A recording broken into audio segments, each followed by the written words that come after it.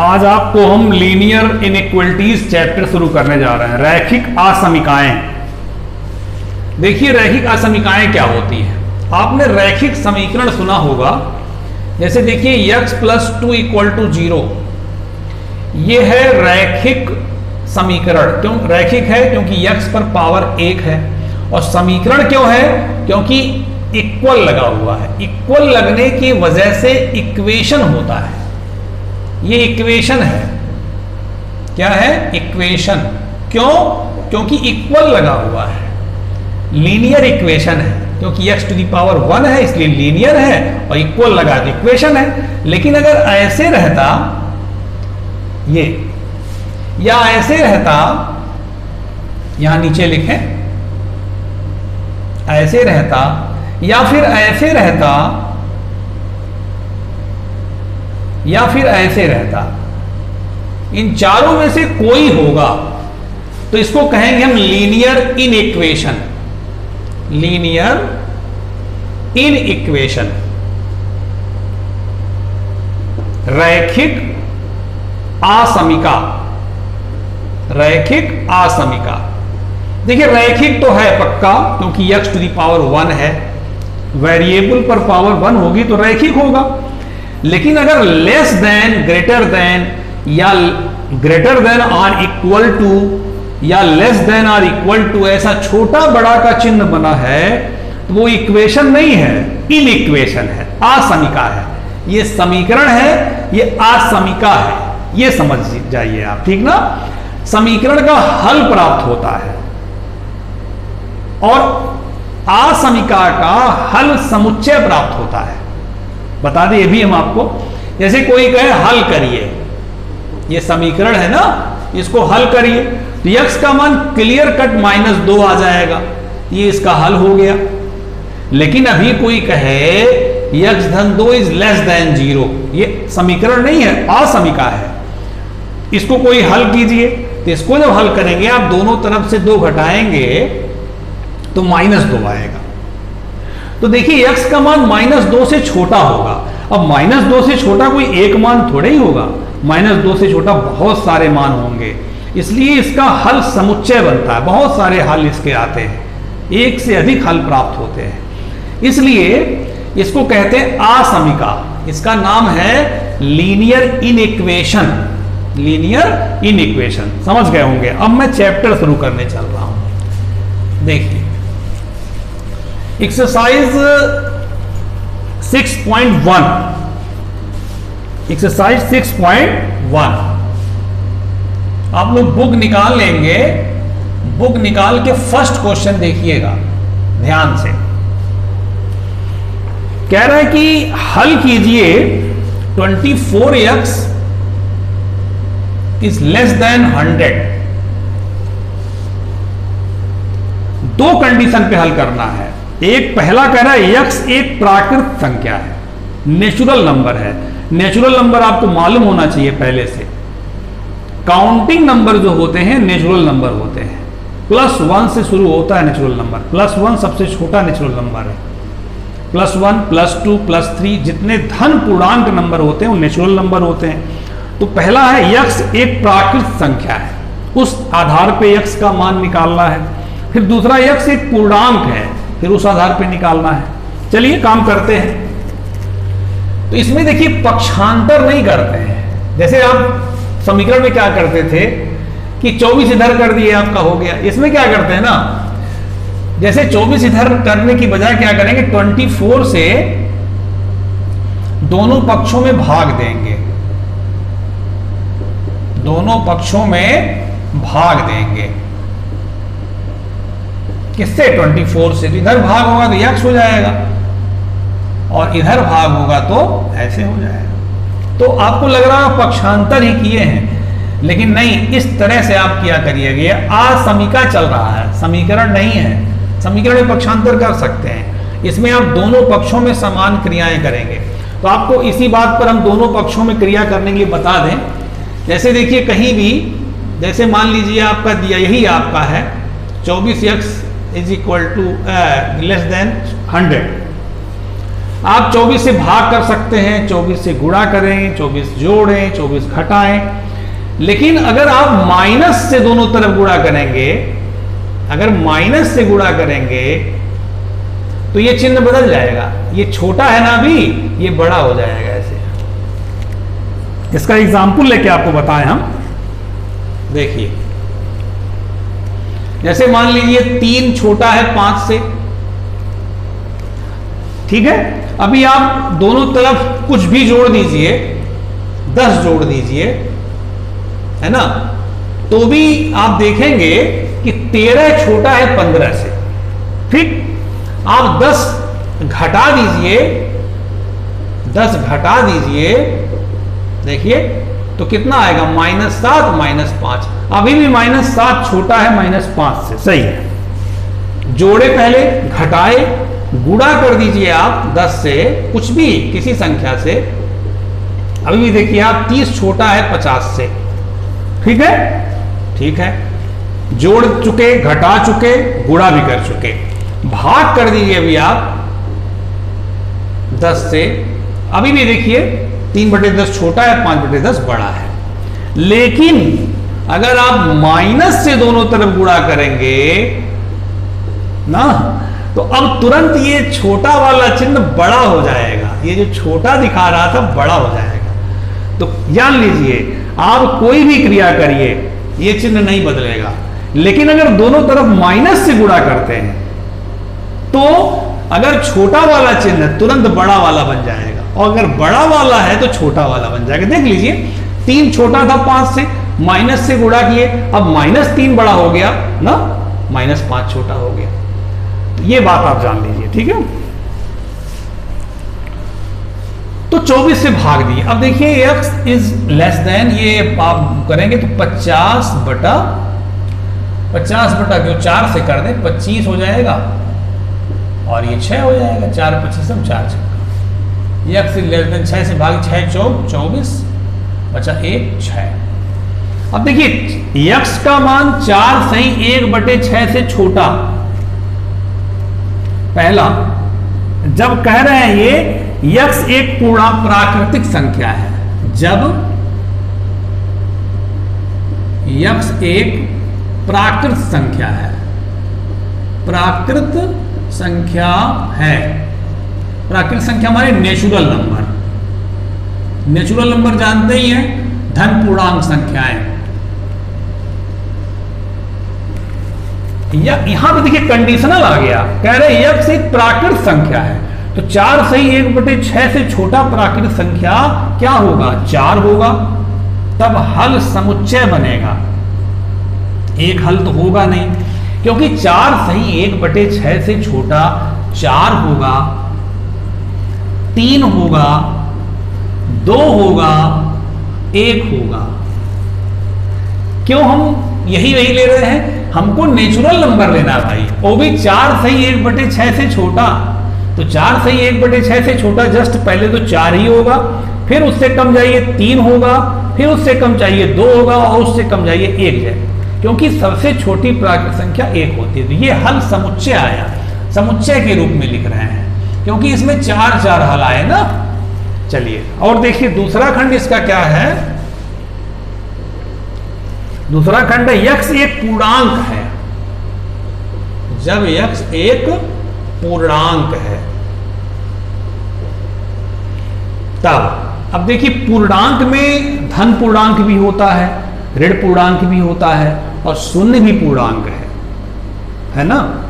तो आपको देखिए 4 सही 1/6 से कम और पूर्णांक हो, तब हल समुच्चय क्या होगा। देखिए 4 सही 1/6 से छोटा पूर्णांक तो 4 होगा ही, 3 भी होगा, 2 भी होगा, 1 भी होगा, शून्य भी होगा, -1 भी होगा, -2 भी होगा, क्योंकि हमें प्राकृतिक संख्या नहीं कह रहे हैं, हमें कह रहे हैं पूर्णांक। तो पूर्णांक तो आपका चलता चला जाएगा, -3 भी होगा, ये कभी खत्म ही नहीं होगा, कभी खत्म नहीं होता है पूर्णांक। Dot dot dot dot dot कर देंगे और ब्रैकेट लगा देंगे, ये हल समुच्चय हो गया। समझ बात आई।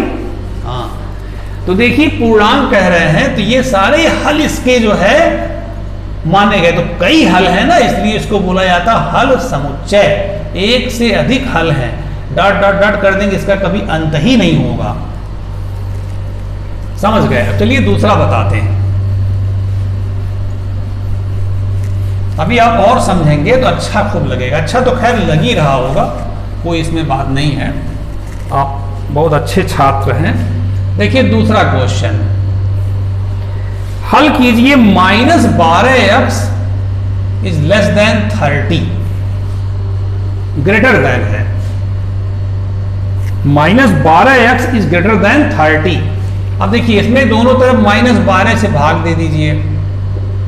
-12 से भाग देने पर, ठीक है, अब पहले 12 से दे लीजिए, माइनस का चक्कर न लगाइए, 12 से दे लीजिए तो क्या हो जाएगा? देखिए -x इज ग्रेटर देन 30/12, ठीक।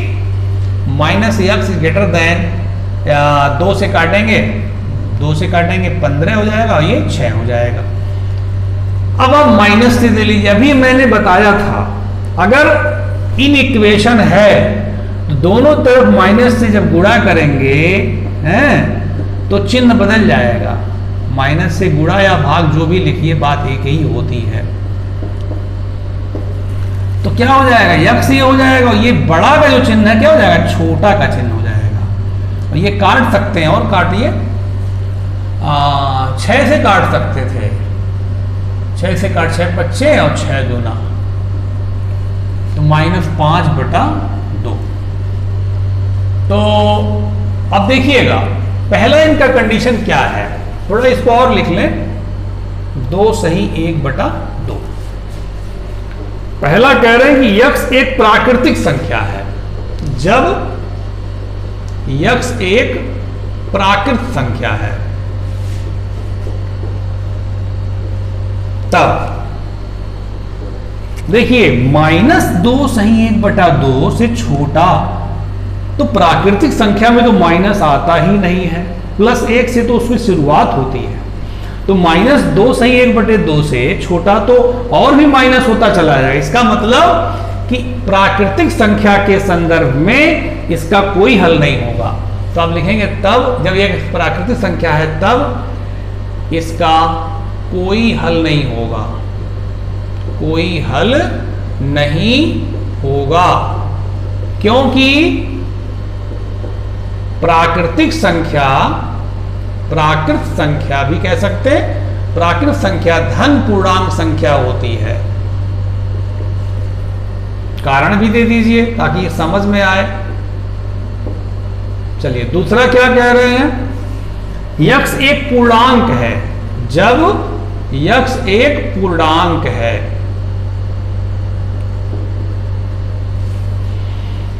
तो जब पूर्णांक है देखिए तब हल समुच्चय क्या होगा? -2 सही 1/2 से छोटा कौन होगा? -5/2 से छोटा, -2.5 से छोटा, -3। देखिए -2.5 है ये, -2.5 से छोटा -3। हाँ, यक्स इज लेस देन है ना, तो -2.5 से छोटा सोचिए -3, पूर्णांक में बात कर रहे हैं, ये नहीं कि धन पूर्णांक, पूर्णांक बड़े पूर्णांक में ही जाएगा। -3, -4, -5, -6 डॉट डॉट डॉट कभी खत्म ही नहीं होगा, पूरा डॉट डॉट डॉट अज्ञात। तो बहुत सारे हल होंगे, इसीलिए कहा जाता है हल समुच्चय। समझ गए? इस तरीके से करना है। और देखिए थर्ड क्वेश्चन देखिए,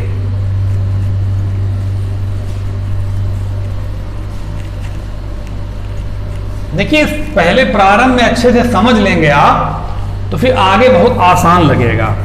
ये नया चैप्टर है ना, कक्षा 10 में इस टाइप का सवाल नहीं होता था।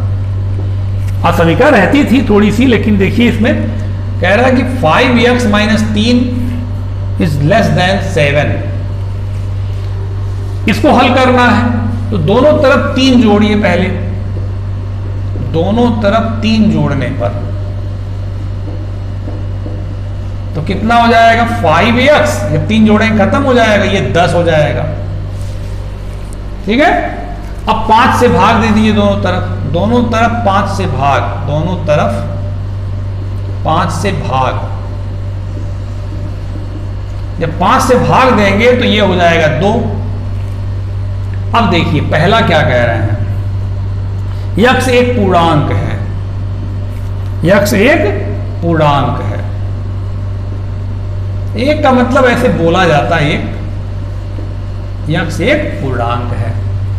तो पूर्णांक में आप जानते हैं, पूर्णांक में धन पूर्णांक भी होता है, जीरो भी होता है, माइनस भी होता है ना। यक्ष एक पूर्णांक है, तब हल समुच्चय क्या होगा देखिएगा। 2 से छोटा पूर्णांक 1 और छोटा, भाई रोक तो रहे नहीं है वो, 2 से छोटा करते जाइए, 0, -1, -2, -3 डॉट डॉट डॉट, कभी अंत नहीं होगा, इसलिए आप डॉट डॉट डॉट करके बंद कर दीजिए। दूसरा ध्यान दीजिएगा, दूसरा वाला आप, दूसरा बहुत अच्छा है, शुरुआत हो रही है यहां पे देखिएगा। यक्ष एक वास्तविक संख्या है, जब यक्ष एक वास्तविक संख्या है, इसी को अच्छे से समझना है। अब यही शुरुआत आपकी हो रही है रैखिक असमिका के मेन क्वेश्चनों की, जब यक्ष एक वास्तविक संख्या है। देखिए वास्तविक संख्या जो होती है ना, जितने प्रकार की संख्या आप समझते हैं, बूझते हैं, उसका मापन करते हैं, सारी संख्याएं वास्तविक होती हैं, रियल होती हैं। दशमलव की, भिन्न की, करड़ी की, है ना, कोई भी संख्या, ऋणात्मक कोई भी संख्या हो, सब वास्तविक संख्याएं। केवल करड़ी में ऋण 1 को छोड़कर, तो वास्तविक का दायरा बहुत बड़ा, सबसे बड़ा दायरा वास्तविक का है। वास्तविक संख्या के अंतर्गत परिमेय संख्या, परिमेय ऋणात्मक पूर्णांक, धनात्मक पूर्णांक, जीरो सब आता है। तो वास्तविक संख्या कह रहा है। अब देखिएगा 2 से कम वास्तविक संख्या तो शुरू हो जाएगी 1.99 से ही शुरू हो जाएगी। 1.99 कितना आप लिखेंगे भाई 1.9, 1.8, और बीच में तो बहुत होंगी भाई। जितनी संख्याएं हो सकती हैं 2 से कम में, वो सारी संख्याएं होंगी। तो उसको हम समुच्चय के रूप में नहीं लिख पाएंगे, क्योंकि यहां पे देखिए पूर्णांक कह रहा था। पूर्णांक पक्का है कि 1 के बाद 0 ही होगा, बीच की कोई संख्या पूर्णांक नहीं होगी। लेकिन वास्तविक में 1 और 0 में भी बहुत संख्याएं होंगी, अनगिनत संख्याएं, जिसको कोई बता ही नहीं सकता है कि 1 और 0 के बीच कितनी संख्याएं होंगी। दशमलव की अभी आप देखिए 0.9, 0.99, 0.9999 करते जाइए, 8.888 करते जाइए, अनगिनत बात करेंगे तो 0 और 1 के बीच की बहुत संख्याएं आएंगी, कभी कोई इसको बता ही नहीं सकता है। तो वास्तविक संख्या में क्या कहते हैं कि हल समुच्चय ऐसे बनाते, देखिएगा, तब हल समुच्चय ऐसे बनाते हैं। 2 से कम कह रहे हैं ना, 2 से कम, ठीक ना, देखिएगा 2 से कम कह रहे हैं तो 2 इधर बना दीजिए। और कम कितना जाएंगे, 2 से कम दशमलव की सारी संख्याएं, फिर 1 से कम दशमलव की सारी संख्याएं, फिर 0 पहुंचेंगे, 0 से कम सारी संख्याएं, -0.9, -0.999, ऐसे फिर -1 पे पहुंचेंगे, फिर -1 से कम, तो माइनस अनंत। अब चूंकि अनंत आप ले नहीं सकते, इसलिए देखिए छोटा ये बनाए हमने छोटा कोष्टक। छोटा कोष्टक का मतलब होता है खुला अंतराल। आपको मैं किसी वीडियो में बताया हूं, खुला अंतराल, बंद अंतराल। खुला अंतराल क्या होता है, जैसे मान लीजिए कोई खुला अंतराल ऐसे लिखा जाता है, 1,10 लिख दिया, इसको कहते हैं खुला अंतराल, और इसको कहते हैं बंद अंतराल, बड़ा कोष्टक। ये बंद अंतराल है ना, और ये खुला अंतराल है। खुला अंतराल का मतलब होता है कि 1 और 10 के बीच की समस्त संख्याएं जितनी हो सकती हैं, जिसको हम लिख नहीं सकते हैं। भाई पूर्णांक होता तो लिख देते कि भाई 1 और 10 के बीच का पूर्णांक कोई पूछे हमसे तो हम कह देंगे 2, 3, 4, 5, 6, 7, 8, 9 लिख सकते हैं, पॉसिबल है। लेकिन कोई कहे 1 और 10 के बीच की समस्त वास्तविक संख्याएं, पूर्णांक नहीं, समस्त वास्तविक संख्याएं, तो कभी भी नहीं कोई लिख सकता, दुनिया में कोई पैदा नहीं हुआ कि 1 और 10 के बीच की समस्त संख्याएं लिख सके। क्योंकि सोचिए 1 और 10 के बीच लिखना चालू करेगा तो 1.1 किया, 1.11 करते ही पूरी जिंदगी बीत जाएगी। दशमलव के बाद 1 करोड़ बार लगाया, अरब बार लगाया, 1.2 तक नहीं पहुंच पाएगा। तो 1 और 10 के बीच की समस्त संख्याएं लिखना पॉसिबल ही नहीं है। इसलिए हम लोग ये ओपन इंटरवल या क्लोज इंटरवल का प्रयोग करते हैं। तो ओपन इंटरवल का मतलब होता है, खुला अंतराल का मतलब होता है कि 1 और 10 नहीं लिया जाएगा, केवल बीच का लिया जाएगा। और बंद अंतराल का मतलब होता है 1 और 10 भी लिया जाएगा और बीच का भी लिया जाएगा। ठीक, इसमें खाली बीच का लिया जाएगा, 1 और 10 नहीं लिया जाएगा। और इसमें बीच का भी लिया जाएगा और 1 और 10 भी लिया जाएगा। ये बंद अंतराल है, ठीक है, और ये खुला अंतराल है। तो अंतराल का प्रयोग हम लोग वास्तविक संख्याओं के मैटर में करते हैं, क्योंकि वास्तविक संख्याएं सभी आप लिख नहीं सकते हैं। वास्तविक संख्याएं सभी आप लिख ही नहीं सकते हैं। पूर्णांक जब पूछे, प्राकृतिक संख्या पूछे, तो वो लिखा जा सकता है, इसलिए मझले कोष्टक में लिख देते हैं कामा लगा लगा करके, क्योंकि उनकी संख्या निश्चित है, अब लिख सकते हैं। लेकिन वास्तविक पूछेगा तो वास्तविक संख्याएं तो दशमलव की सारी संख्याएं होती हैं, तो कभी लिख ही नहीं सकते उनको ऐसे कामा लगा लगा करके। एक कामा लगा के लिखेंगे तो बीच में छूट नहीं जाएगा। इसलिए वास्तविक संख्या के मैटर में आप सदैव खुला अंतराल या बंद अंतराल प्रयोग करेंगे। तो खुला अंतराल कहां प्रयोग करेंगे? कह रहा है 2 से छोटा, मतलब 2 नहीं लेना है, 2 नहीं लेना। खुला अंतराल में ये जब बनाते हैं ना, तो ये जो लिखा रहता है वो नहीं लेते हैं। और यहां खुला अंतराल बनाए क्योंकि अनंत तो कोई ले ही नहीं सकता। जब अनंत का मान ही निश्चित नहीं है, कोई ले ही नहीं सकता। तो 2 से छोटा कहां तक जाएंगे? कभी खत्म ही नहीं होगा। 2 से छोटा कभी खत्म ही नहीं होगा, तो माइनस अनंत तक चले जाएंगे। और माइनस अनंत चूंकि लिया नहीं जा सकता, इसलिए बना दिए खुला अंतराल। अभी यही ना, ये आंसर हो गया, दिस इज योर आंसर। मैं आपको फिर समझा दूं, अगर यही मान लीजिए x इज लेस देन और इक्वल टू होता, ठीक है, तो हम लोग इसको यहां 2 लिखते तो, लेकिन बंद अंतराल लिखते, और ये खुला ही रहता। क्यों? क्योंकि 2 भी लेना है। कह रहा है कि 2 से छोटा हो और 2 के बराबर भी हो, मतलब 2 भी लेना है। जब 2 भी लेना है तो बंद अंतराल, और जब 2 नहीं लेना है, ये तो खैर लगा नहीं था, जब 2 नहीं लेना है तो क्या लगाए? खुला अंतराल। तो बंद अंतराल का मतलब आप समझ गए, खुला अंतराल का मतलब समझ गए। ऐसे रहता, एक खुला एक बंद, इसका मतलब 1 नहीं लेंगे, बीच का समस्त संख्याएं लेंगे और 10 भी लेंगे, 1 नहीं लेंगे। अगर ऐसे लगा दे, इधर बंद कर दे और इधर खुला कर दे, इसका मतलब 1 लेंगे और बीच की समस्त संख्याएं लेंगे और 10 नहीं लेंगे।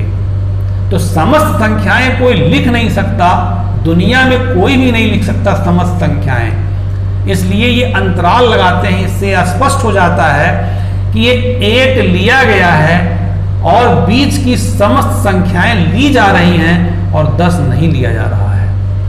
तो ये 4 प्रकार के अंतराल हैं। ये पूरा खुला अंतराल है, इसमें दोनों नहीं लिया जाएगा। ये पूरा बंद अंतराल है, इसमें दोनों लिया जाएगा, बीच का समस्त लिया जाएगा, इसमें भी बीच का समस्त लिया जाएगा। और ये आधा खुला है, आधा बंद है, इसका मतलब ये 1 नहीं लेना है, 10 लेना है और बीच का समस्त लेना है, समस्त संख्या। इसमें ये बंद है और ये खुला है, इसका मतलब 1 लेना है, 10 नहीं लेना है और बीच की समस्त संख्याएं लेनी है। इस तरह का खुला बंद अंतराल का कॉन्सेप्ट है, समझ गए ना? हाँ, तो इसका ये हल समुच्चय हो गया। तो ये दोनों खुला रहेगा। चलिए एक और बताएं, चौथा क्वेश्चन देखिए। अब चौथा देखिए, मैं आपको नेक्स्ट वीडियो में बताऊंगा, क्योंकि ये वास्तविक का मैटर और खुला अंतराल बंद अंतराल का मैटर आप बहुत अच्छे से समझ गए हैं, कोई दिक्कत नहीं आएगा।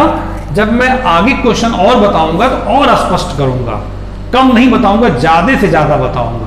आप चिंता मत करिएगा, ठीक है? अच्छे से वीडियो पढ़ते रहिए। ओके बेटा।